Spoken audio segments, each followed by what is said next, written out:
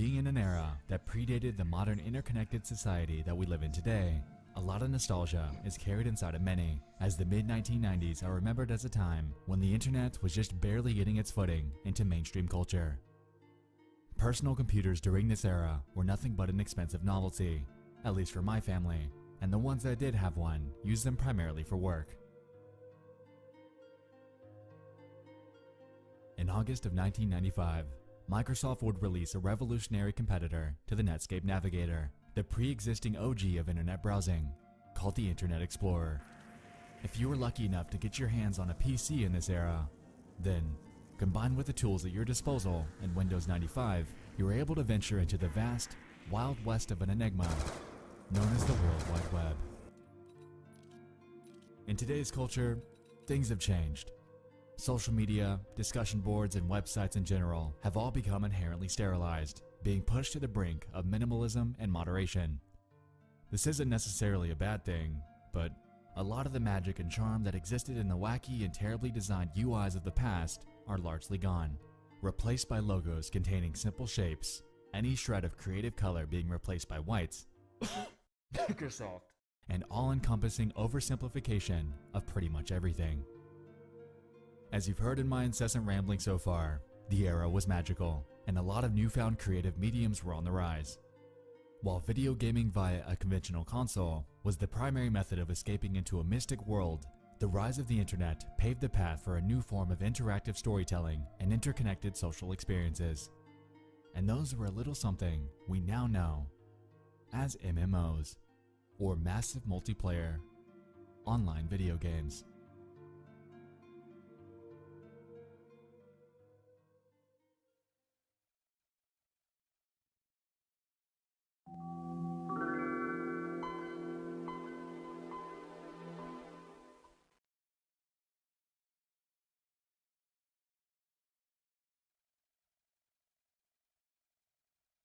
Of the many websites that were available to early adopters of the internet, one would be launched in April of 1995 by the name of Worlds.com. The website was created by a company simply named Worlds Inc. and housed a public 3D chat room that players could enter and explore to their heart's content. According to the website, the minimum configuration is a 90 MHz or faster processor with 32 MB of memory. The recommended platform is a Pentium class processor, 133 MHz or faster, with 48 MB of memory, Windows 95, 98, 2000, or NT, a whopping 80 MB of free hard drive space, and an active internet connection. The game was a big success, mostly attributed to the novelty of virtual online chat rooms at the time, and garnered the attention of various big names, including David Bowie, Steven Spielberg, and a digital artist by the name of Tamiko Thiel.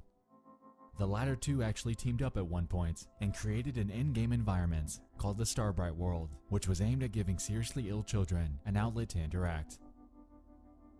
The gameplay is mostly what you'd expect from something out of the mid-1990s. At the outset of registering your profile, players are given the opportunity to choose between various avatars to represent themselves in-game. Among them are a human, a penguin, a monster, a kangaroo, and a clown. Advertised on the websites are various realms that are available for you to explore at your leisure. Among the hundreds that you're able to choose from, a few notable ones include worlds themed around David Bowie, the New York Yankees, the band Hanson, the sky, an animal house, and a fun house. Venturing out into worlds for the first time, you'll be thrown into a central hub with other players from around the world. The various themed environments that we mentioned prior are accessible through tunnels and doors that are next to their labels, and entering these immediately loads whichever one you so choose. Movements, like any 3D PC game, is achieved using your keyboard and mouse, and also available to you is a chat box, allowing you to communicate to others in real time. Now this seems like nothing out of the ordinary. Along with the primitive graphics, the game is pretty substandard today. At the time though, this was absolutely groundbreaking, and PC owners flooded this thing, giving it a burst of life that would deem Worlds.com a massive success. As with anything that's been crafted in the digital age though, the user base began to decline over the years. With the advent of various competitors, the mid-2000s brought with it the inevitable desertion of the Worlds.com user base as players moved on to bigger and better ventures.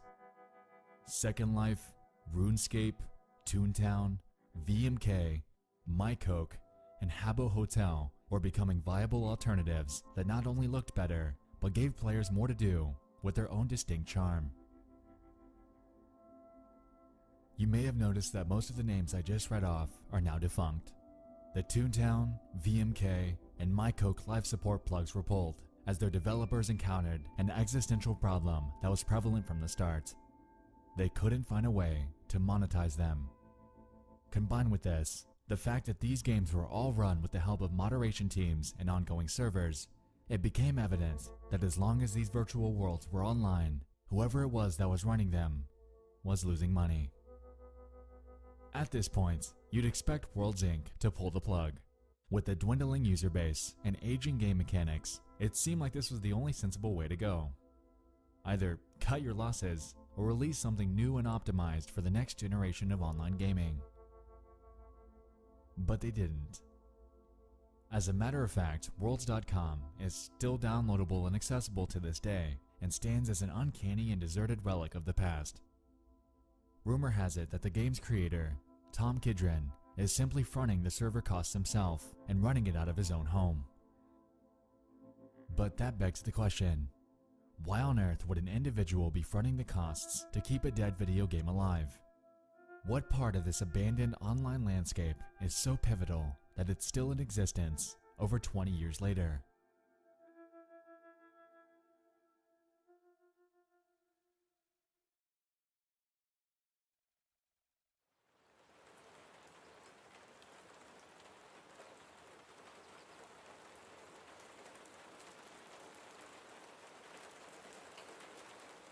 In the short span of time that I've been here, it suddenly dawned on me that I'm visibly the new guy. Everyone here seems to know it. I'm not a regular. Hope you're comfortable. Down the rabbit hole we go.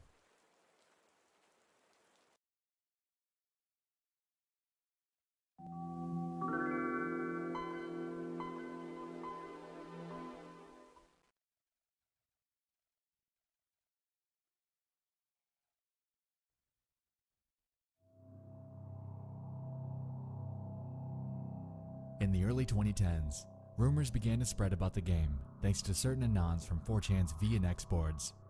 Allegedly, there existed potentially illegal and cult-like behavior from the game's handful of players during that time period. As you'd expect, upon catching wind of this, the rest of 4chan did what they do and went in to investigate. Before we continue, I wanted to make something explicitly clear. In my hunting, it dawned on me that these allegations surfaced at a point in time that predated the year 2012. I say this because the oldest records that I've been able to dig up are from that year.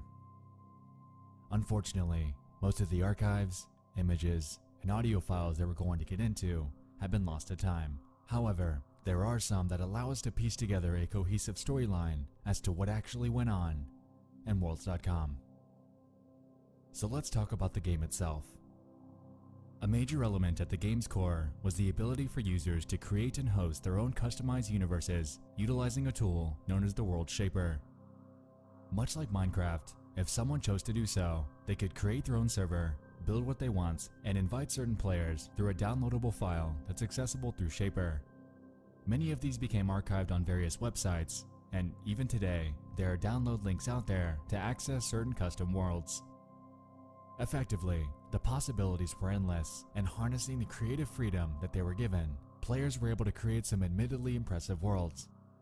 Now that it's died down, though, things have become a bit darker. A bit more controversial, so to speak. While there are groups of people that are or might be strange in their own right, there are two that have starkly stood out to me as the most mysterious. Two users, a Jimbly and a Nexialist.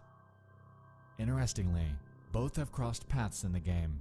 However, their stories couldn't be further apart. Contrary to Nexialist, the stories surrounding Jimbly seemed a bit more grounded in reality.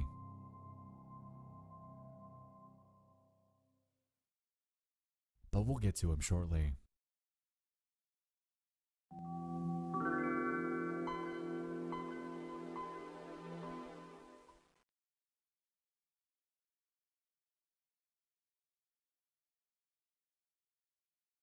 First, I'd like to introduce you to Nexialist. According to an early 2012 blog by the name of ForgottenWorlds.com, the profile piece on him states the following. Nexialist is a regular at Worlds.com that has been trying to pull in the V and X boards to play this game. Nexialist